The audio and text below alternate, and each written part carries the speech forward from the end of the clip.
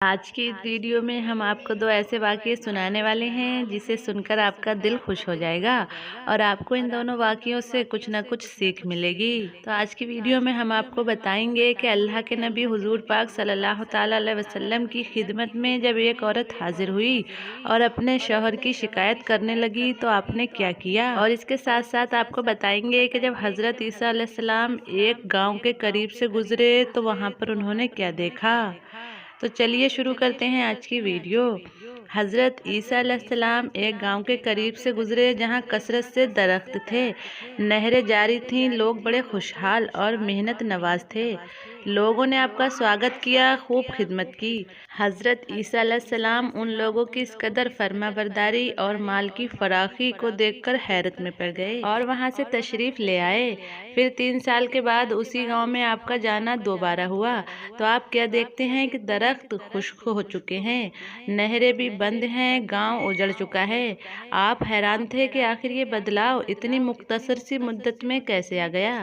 اتنے میں حضرت جبرائیل امین آئے اور کہا کہ اے روح اللہ، یہاں سے ایک بے نمازی کا گزر ہوا تھا جس نے ان جھرنوں سے منہ دھویا تھا۔ اس کی نحوست کا یہ اثر ہوا کہ درخت مرجھا گئے، نہریں خشک ہو گئیں اور گاؤں ویران ہو گیا۔ اے عیسیٰ، جب نماز کا چھوڑنا دین کی بربادی کا سبب ہے تو دنیا کی تباہی کا سبب بھی بن سکتا ہے۔ تو آپ لوگوں سے گزارش ہے کہ نماز قائم کریں کیونکہ بے نمازی کی نحوست بہت بری ہے، اور برائے کرم اس پیغام، اس میسج کو آگے شیئر کیجیے، کیونکہ اگر کوئی بھی اس پیغام سے نماز کو قائم کرتا ہے تو اللہ آپ کو اس کا اجر عظیم ضرور دے گا۔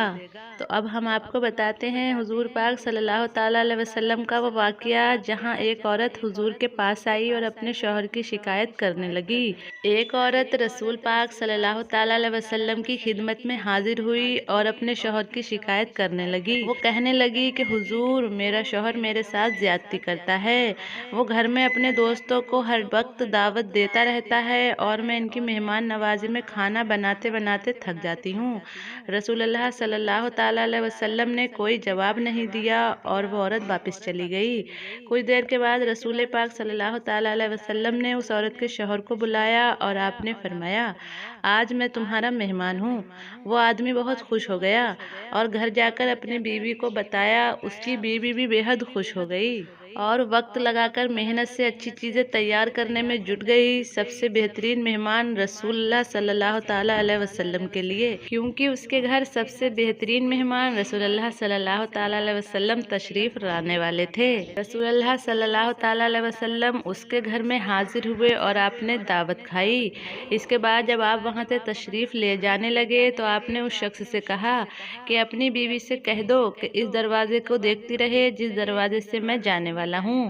تو اس کی بیوی نے ایسا ہی کیا اور دیکھتی رہی کہ کس طرح سے آپ رسول اللہ صلی اللہ تعالیٰ علیہ وسلم گھر سے باہر نکلے اور آپ کے پیچھے پیچھے بہت سے اثرات، زہریلے کیڑے مکوڑے، بچھو، بہت سے مہلک، حشرات، زہریلے جانور گھر سے باہر نکل گئے، اور یہ عجیب منظر دیکھ کر وہ عورت بے ہوش ہو گئی۔ پھر وہ عورت رسول اللہ صلی اللہ تعالیٰ علیہ وسلم کے پاس آئی تو آپ نے فرمایا کہ یہ ہوتا ہے جب تمہارے گھر سے مہمان جاتا ہے، وہ مہمان اپنے ساتھ ہر طرح کے خطرات، مشکلات اور مہلک جاندار گھر سے باہر لے جاتا ہے، اور یہ اس وجہ سے ہوتا ہے کہ جو تم محنت کر کے خدمت مدارت کرتی ہو، جس گھر میں مہمان آتے جاتے رہتے ہیں، اللہ اس گھر سے محبت کرتا ہے۔ اس گھر سے بہتر اور کیا ہو سکتا ہے جو ہر چھوٹے بڑوں کو کھلا رہے ہیں، ایسے گھر پر اللہ کی رحمت اور برکت نازل ہوتی ہے۔ رسول اللہ صلی اللہ تعالیٰ علیہ وسلم نے فرمایا، جب اللہ کسی کا بھلا چاہتا ہے تو اسے نوازتا ہے۔ انہوں نے پوچھا، یا رسول اللہ، اللہ کس انعام سے نوازتا ہے؟